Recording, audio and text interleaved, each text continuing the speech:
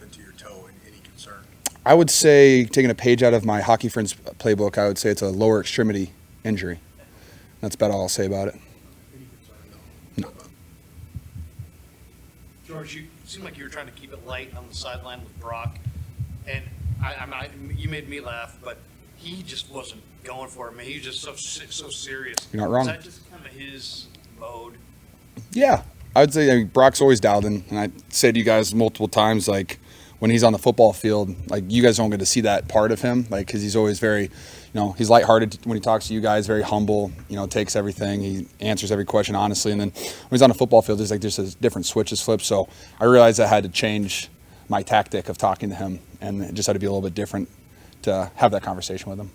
Like they have a lot of attention on them, whether it's Travis and Taylor or Patrick Mahomes' commercials, Andy Reid's commercials, things like that. Do you guys enjoy sort of being more under the radar and going into this? I would say Andy Reid's his bundle commercial with the chicken tendies is one of my favorite commercials in the NFL. Absolutely fantastic. He does a great job with those. Yeah, I mean, it is what it is. Like, the Chiefs are in their fourth Super Bowl in 5 years. I mean, they should have all that attention. I think it's something that they're very used to, though, and I don't think it's any type of distraction for them. And I don't think, while we might be under the radar, I guess, to, people on the outside, I think the Chiefs are very aware that we're not under the radar at all. If you go back and you talk to some of the guys that went to junior college with Brandon Ayuk, and they ask them about that catch the other night, and they're impressed, of course, and then they'll say, and we saw that all the time in practice. Mm-hmm.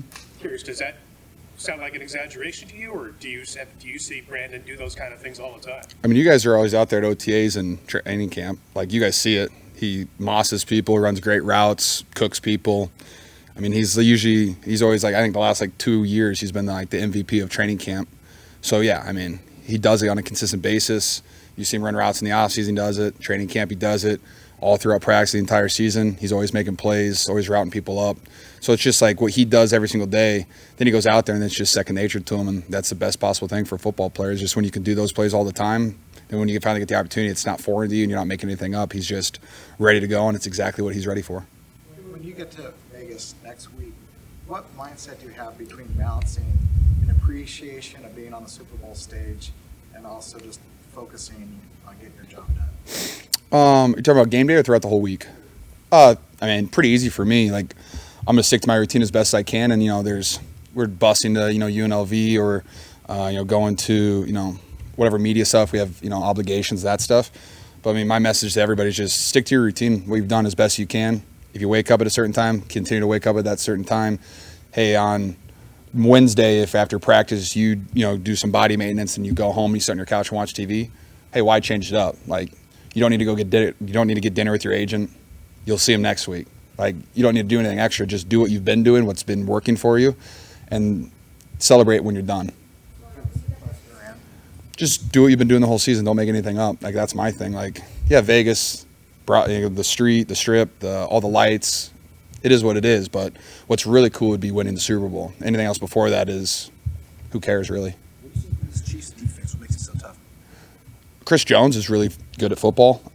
Every time you give him a one-on-one, he seems to dominate it. They put him out on the edge versus the tackles. He does a really good job over there. They usually go out the right tackle. So he does a really good job just doing that by himself. And then because of all the double teams, it frees up all their other guys on the D-line. 32, Bolton, I think is his last name. I think he's one of the most underrated linebackers in the NFL. I think he's really good in coverage. He flies around. I think he doesn't get the recognition for it, I don't think, because of there's a lot of other linebackers that play at a high level too. And then when you think of the Chiefs, you usually just think about Mahomes and Kelsey and Chris Jones. So I think he's playing at an under level, and I think their whole secondary is playing really, really well together. If you watch the tape and you see all the movements, all the motions that teams do against them, they communicate better than anyone else I've seen on tape. Like, they don't get confused by when they do the double motions, all that stuff. Like, they communicate at a very, very high level because they've been playing in the same system. A lot of those guys have been there for a while. So it's like you have a vet team who's played a lot of games together. They've, and also one of the cool things is they didn't have a ton of success throughout the entire season, right? They weren't, what are they, a 3 seed? And so that's not what the Chiefs are usually used to. And so for them to kind of battle back and finish it really strong, and then also in the playoffs go on the road 2 times and, do exactly what they needed to do. Like, they're just playing hot right now, and they're playing very confident. I think that's a really good job. And also their 2 corners are 2 of the best corners we're going to face all year. And just watching their tape they're phenomenal. They jam, they stay on your hip. Their whole defense is playing at a really high level right now. If we could ask you about Trent Williams' locker situation. I'm very jealous. I know. I had 3 lockers during COVID, and they took those away from me. Darn it. Say something about like just his being. I mean, that could be viewed as like this guy's kind of a critic, but you know. You say that to Trent. No, exactly. Yeah. No, but Hey, Trent. Eric says you're. Oh, that's crazy, man. Yeah. no one begrudges him that, and it speaks to maybe his standing on this team and what he's accomplished. I don't know. Is there some symbolism to it? He's larger than life. He has a silverback gorilla tatted on his back, and it's on his private jet. You know, it's Trent Williams. He can do whatever he wants, and I don't think anyone really cares. You know, he's got so much stuff that if you were to give someone else that locker, his stuff's going to be in their locker regardless. So just give the man 2 lockers. If you want to give him 3, don't care. He has it fenced off like it's a club. It's perfect. It's everything that is Trent Williams, and he deserves it as well. I would like a second one, though. I'll talk to him about it. Nick kind of indicated yesterday they maybe were a little naive because they got to the Super Bowl their first couple of years, and then took it for granted, thinking they could get back so easily. What's been the hardest part of this climb to just get back to this point for you? Well, I mean, there's a lot of guys that you lose, like, you know, after a Super Bowl year, a lot of coaches that get, you know, picked off and taken to other teams. And so you have to find out ways to win. It's like, yeah, we're very confident going into the 2020 season. Like, we're confident going into every season, but you're replacing a lot of guys. You're teaching new guys that come in, the culture of the team, the style of that we play. Coaches are kind of learning it. So there's just like a lot of moving pieces 24/7. And, you know, it's kind of on the guys that we have here and Coach Shanahan, and John Lynch to like figure out how to, you know, keep that the way that we want it to be, but also evolve and adapt. And, you know, winning in the NFL is really hard. It just is. You know, ball has to bounce your way, injuries, all that stuff. It's difficult sometimes. And, you know, football is a very difficult sport. And so it's hard to get back to the top. You know, we've gotten close a couple times, but, you know, hey, the ball bounces other people's ways and some plays weren't made, and that's just football. And it's very nice to be able to say that we got over that NFC Championship hump and have another opportunity finally. About your last matchups with Chris Jones? Like as the Niners, I don't block him very often. Maybe once in a while. I would just say he is a very dominant player. He's incredibly physical. He's huge. He's very hard to block one-on-one. And like I said, when you have a guy like on the interior that's as dominant as that guy is, you have to account for him with like 3 hands or 2 sets of hands. And when you're doing that, it just allows all the other guys to get all these one-on-one opportunities. And then you throw in, they'll put 5 guys on the line, or they might blitz somebody else. And then, hey, it's leaving somebody one-on-one with Chris Jones. And it's like, hey, good luck. Like, he's amazing. He's one of the best players in the NFL. He's been like a top 10 on the NFL 100 multiple years in a row. There's a reason he is, because you have to account for him on every play. And I think that he's, like, you have to treat him kind of Aaron Donald-ish, which is where, like, he could wreck any drive. You just say, hey, we're going to leave him one-on-one, and then all of a sudden he swims through, tackles the running back in the backfield for -5, and you're looking at 2nd and 15, and it ruins the drive. So he's just very, very good at wrecking plays, and when you have to account for something like that, it just kind of leaves other people open. Thanks, George. Thanks, guys. You're going up against your former team, Mhm. the biggest game of the year. What are your emotions like against it? Pretty high emotions, you know. Kansas City, best team in the world. They the champs. You know, they've been in 4 Super Bowls in the past, 6 years. So it's a great feeling to try to go in there and knock off, you know, the best team in the world over the past 5-6 years. What does Bryce look like to you? He's a young player. He's had a good year. You're probably going to get him in this game. He kind of remind me of Debo a little bit, you know what I'm saying? Good route runner, tough, physical. Once he get the ball in his hands, he can make plays, make guys miss. So we got to go out there and just try to match his physicality and be physical with him all game. Can you offer any advice about the Mahomes-Kelsey connection and how to possibly address that, take care of that? I mean, that matchup, that duo is kind of one-on-one, you know what I'm saying? There's nobody like them. So we just got to go out there and just try our hardest, man, try our best. We know they got great chemistry, so we just got to go out there and match, you know, their intensity all game. They Hall of Famers, but, I mean, we just got to up our level of play.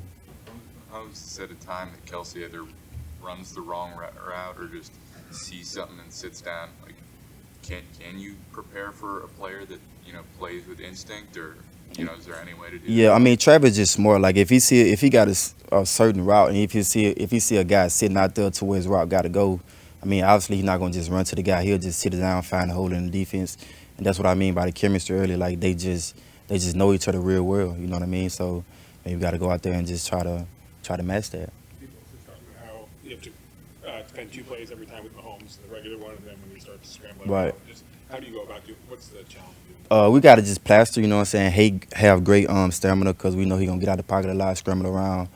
The guys on the D line, they probably gonna be tired. We probably gonna be tired, but we gotta just up our intensity all game. That likes to use the screen game, short passing as much. How do you kind of strike that balance of like knowing when to shoot your gun to go stop the screen game versus like making sure something doesn't get over your head? I mean, we're gonna shoot our gun every play. The safeties, if the corners shoot their gun, I mean, we're gonna have somebody back us up every play. We know the screens and the jet sweeps and reverses been kind of our weakness all season and definitely in the playoffs. So, I mean, obviously, that would be crazy not to come out there and do the same thing. So we got to, just shoot our gun and be physical and don't let them get any momentum in that department. From your last 2 Super Bowls, I guess spending time during the week when you're not on the practice field, are you watching film? Are you reading a book? Trying to chase down family members? Well, this Super Bowl in Vegas, so it might turn up a little bit the first day or 2 out there, but after that, really just lock in, focus. The whole week is really like a movie. Like, you're going to see celebrities everywhere. Pre-game on the field, you might see Jay-Z, Beyonce, Kevin Hart, people like that. But, I mean, it's still a game at the end of the day, We still got to go out there and try to get the wins. Just be locked in, be on your stuff. There's a lot of this roster that hasn't been in a big game. Mhm. Have guys come up and talk to you about what the experience is like? Are you offering kind of your experience and advice on how to deal with it all? Like I said, it's gonna be like a movie. Like the lights gonna be shining, it's gonna be media everywhere, cameras everywhere. So you gotta just be a professional while you're out there the whole week. Like study and do whatever you can do to keep your mind focused and prepare for the game. Is there something that you specifically do to keep your mind locked in? Oh, I do a lot of things. I read, I meditate, I say positive affirmations. I visualize, and talk to my old lady, my girlfriend. Yeah, that's what I do to keep my head on straight.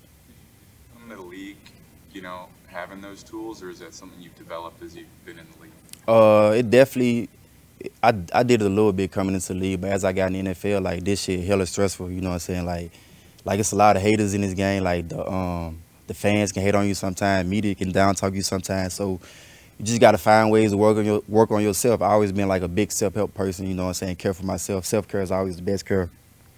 So I always been trying to, find ways to better myself mentally, and spiritually. One of your positive affirmations? Nah, that's kind of just me right there. I'm sorry.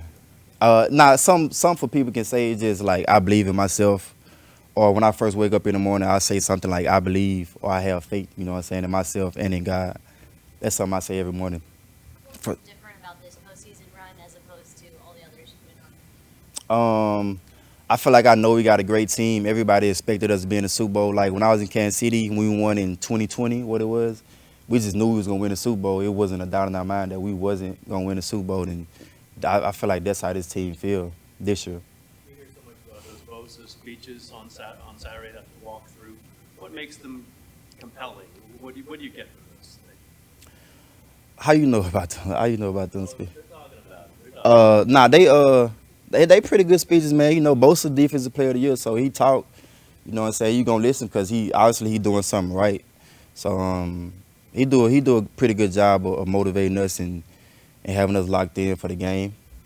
What do you think of Jair? Had 10 tackles in the big moment last week against Detroit. How do you feel he's coming along? Jair pretty good, man. He a pretty good player. Ricky, the stage not too big for him. The light's not too bright for him. He pretty calm out there and confident in himself. And so I feel like Jair going to do pretty good in the Super Bowl. What do you play from the Super Bowl win over the Niners that sticks with you, or just a moment that kind of is particularly special? You talking about when we won? Yeah. A play that I remember when that deep 3rd and 15 pass, I think, to Tyreek Hill, they kind of like changed the momentum of the game. You had a feeling like maybe we got him. I mean, we knew we was going to win the whole time, to be honest. just like we did these past 2 games when we went down. Have you told your teammates you knew you were going to win that game all the time? Nah, I ain't saying nothing to him. If we talk about it, though, I'd tell him, like, I feel like we was never mind, but, yeah, I'm glad we got the win, for sure. What were your emotions last year when you see the Chiefs go on and win the Super Bowl? It was kind of bittersweet, man.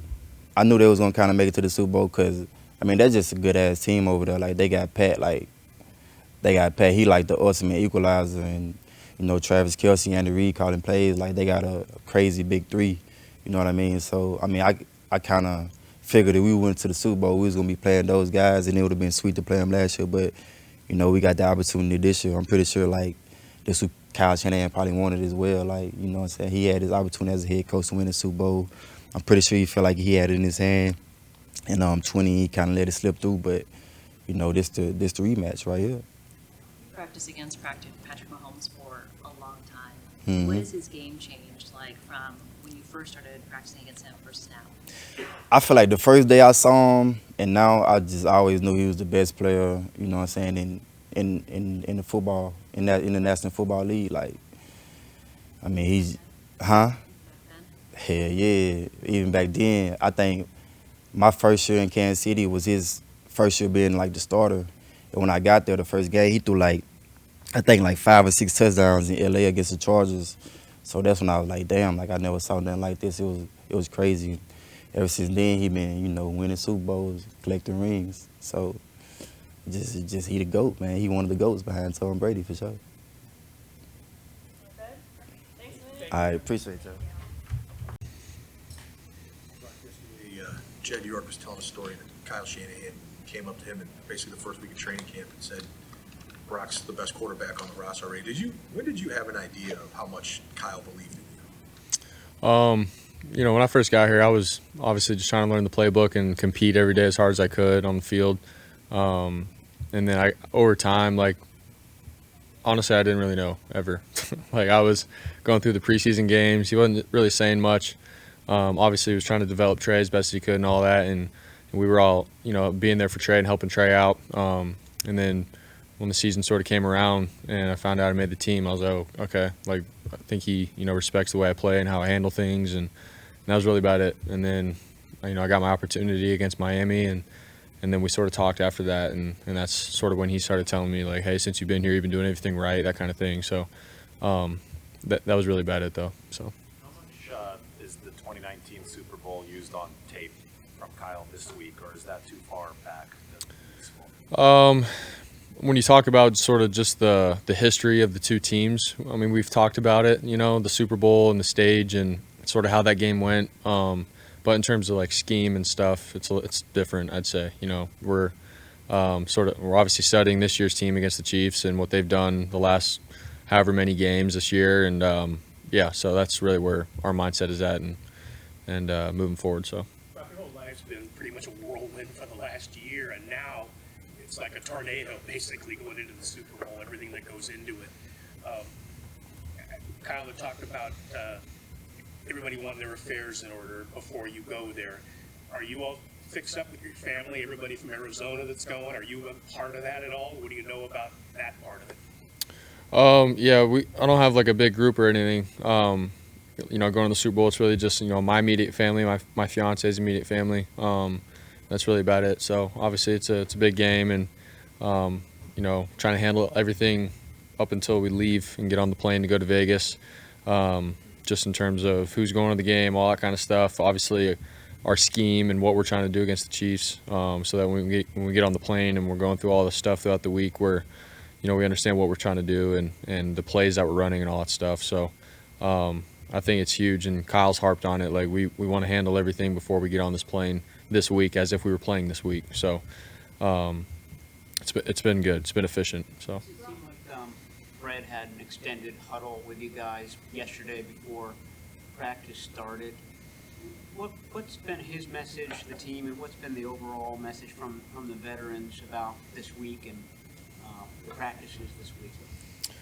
Yeah, I mean, obviously every practice, every moment matters. You know, we all understand, you know, the stage that this game is going to be played on, and you don't want to get to Vegas and with all the stuff going on, let all that other stuff on the outside get in the way. And so Fred and all the vets really have been just harping on every moment right now. This week is huge, and so at the same time, who we are as a team is good enough, and we just got to continue to do what we've done all year. Every single practice, nothing lackadaisical or just chill at practice. Still bring the intensity and everything every day as best as we can. So, that's what Fred has harped on, and that's what all the vets have been saying too, and we're totally behind it. Everyone else is, and so obviously, I think once we get to Vegas, we'll start feeling it even more. But at the same time, we got to do what we've done all season long because that's good enough. Crossover have you had with Mahomes? Can you say it again? What kind of crossover have you had with Mahomes over your career? Did you talk to him after that game in 2022, or? No, I haven't talked to him or nothing. So obviously respect the heck out of who he is and as a player and what he's done in the league. It's fun to watch. So, but I haven't had any interaction with him. Personality keep things loose on game days. Yeah. Oh yeah, he keeps it fun, man. He just has a good perspective on playing the game of football. Obviously, you got to be so detailed in what you do, and every little play and moment is huge. We all get that, but George sort of brings us back to, hey, we're playing a game. We can have fun with this. We have such a good team, and you never know if we're gonna have a team like this again, kind of thing. So he's like, let's enjoy every single snap that we have together, every drive, every game, and sometimes I'm a little annoyed. I'm like, come on, dude, let's get into it. But he brings me back down to having some fun with the game. So we all love it. I don't know if you can quantify it, but how important is it to have sort of a variety of leaders and communicators just in the different styles people have on this team? It's awesome because you get to talk to guys all the time about their experiences throughout their years and their career. Obviously, their experiences here. I'm talking to Eric Armstead and what it was like in 2019 for him, and obviously even when he first got here and what it was like till now. And same with George and Fred, Dre Greenlaw, his rookie year playing in the Super Bowl. Same with Debo. You got all these guys that have played in big moments and big games, and all those things have added up to their experiences, and you get to ask about them, to them. And so that everyone's got a little different perspective and maturity to them. So for me as a young guy in the league, it's pretty fun, and I'm very blessed to have those kind of guys because I get to ask them, and everyone's got a new perspective on it, and everyone's mature, and everyone understands what it takes. So for all of us young guys on this team, man, we're very lucky to have those older guys to sort of put their arms around us and sort of teach us the way. How much have you asked just this week, particularly about the Super Bowl, and what kind of lessons are you getting from or taking from those conversations? I've asked a bunch of guys just really throughout the last, couple weeks and so, just as the playoffs has rolled around, the big games, the moments, what changes, what their mindsets are. I've asked almost all the guys. And so I've taken something away, from every single guy. I'm not really going to say specific things from specific people, but all I can say is, man, the leadership and the experience with these guys here, you could tell how much the guys are hungry for one, because you never know when an opportunity like this comes around. You'd ask Trent Williams, man, he's played forever, and he hasn't had an opportunity to go to the Super Bowl and play in one yet. So this is huge, So, but every single guy's got a cool perspective. Can you say that again? Have you reached out to any quarterbacks who have been through this, just to get their perspective on what this week's going to be like? I've talked to Kurt Warner just through some interviews and stuff, sort of what he went through throughout his Super Bowl experiences. Steve Young a tiny bit, nothing crazy yet. Hopefully I'll be able to reach out to him and talk, but outside of that, it's been such a whirlwind with our games played and practices and everything now, and who we are as a team. So yeah. Brock, the last two games you guys have gotten off to slow starts, but you finished fast. How do you reverse that? How do you get off to a faster start in this game? Is there anything that you can think of that would maybe help you guys get off to a faster start? Man, I feel like all of us were sort of learning that, just that chip on our shoulder, the mindset of our backs being against the wall, and we need it. That's when our best style of ball comes out, and we all step up to the plate and play our best. So whatever that mindset is early on, we need to get to it. And so obviously we need to do a better job with third downs early in the game and converting on those and staying on the field. But when we needed to come back, we step it up, we pick it up, the intensity, everyone's just on it and on point. So if we can have that kind of mindset early on, just like we have all year, and come out, firing away. I mean, I think that's when, our defense plays well with that. So that's something that we all got to talk about and be better at for sure. And that starts with me. So, sorry. Story yesterday about when one of the first meetings happened with the team here in Santa Clara, that your parents were there taking notes, and he saw that and thought it was different. How much have your parents helped you and supported you throughout this journey, and how are they going to support you this week, especially going into your biggest game? Yeah, I mean, obviously, everything that I do in my life, what I believe, and knowing that I'm loved by my parents, it's been huge for me. It sort of allows me to just go and play and know that, they've always got my back. That's been huge for me. And so, obviously, their perspective on life and how they've handled their life, I've looked up to that a lot. And so, obviously, when I first got here, they were just like working hard, just like I was, in terms of how parents in the NFL can support their kid, and they've done a great job and a tremendous job with that. And obviously this week, more than anything, they're going to love on me and support me, and win or lose, they're going to always have my back. And as a player and as a person, to know that, it's huge. And so, yeah. Question to that. I spoke to your mom this weekend, and she mentioned that when she asked you, what do you want to do, you kept saying, I want to play football. And as a mom, she was very concerned and asked you, like, what's your plan B? But you never had one. At that moment, like, did you ever imagine you would actually be playing football and on your way to the Super Bowl? Yeah, for me, my mindset was I'm going to give it my all. I'm going to give it my shot. That's up to God if he's going to allow me to play football or not, or go a different direction. And so that was my honest point to my mom. I was like, I'm going to give it my all, and I don't know what my plan B is, but God will lead me where he needs me if it's not to be. So I kept telling my mom that, and so in the back of her mind, I'm sure she was a little worried, but more than anything, I know that she supports me and loves me, and it's been a blessing this last year and a half with her, supporting me through it all. So. Did you see the billboards in Arizona last Yeah, week? yeah. So we know the guy that did that. His name's Kevin Rowe. He's the man. But yeah, he's just got my support out there, and he's a family friend. So he put Let's Go Brock Purdy on all his billboards around Arizona, and a bunch of family friends were reaching out about it. So it's pretty cool. So. That pass to Ayuk because you trusted him. There was a built-up of trust there. If you actually talked to guys that he went to even junior college with, they were kind of thought it was a great catch, but they said, we saw that all the time in practice. Is that kind of why you trusted him, because you've seen that too? Yeah. You can go back to camp, OTAs, you name it, the kind of catches that BA makes at practice, it's pretty insane. Just his range and his ability to move in the air, all of it, all into one. And so, yeah, when there's a moment like that, he's definitely one of the guys I can trust to just throw it up 50-50, and BA's going to make a play. So he's very acrobatic. He can track a ball really well, all of it. And so, like I said, one of the most underrated receivers in the league. I think he's one of the best in the league. For me to just throw a ball up like that, you definitely, as a quarterback, know and trust that he's going to come down with it. Those intermediate throws that are kind of over a linebacker, between the safety, caught between the hash marks, and sometimes they're like 4 or 5 defenders kind of in the area. Does that take a certain level? I mean, obviously you have to trust in your guy's going to be there. Does it take guts sometimes to let that ball go when there's that much traffic? I mean, they're not game manager throws. Yeah.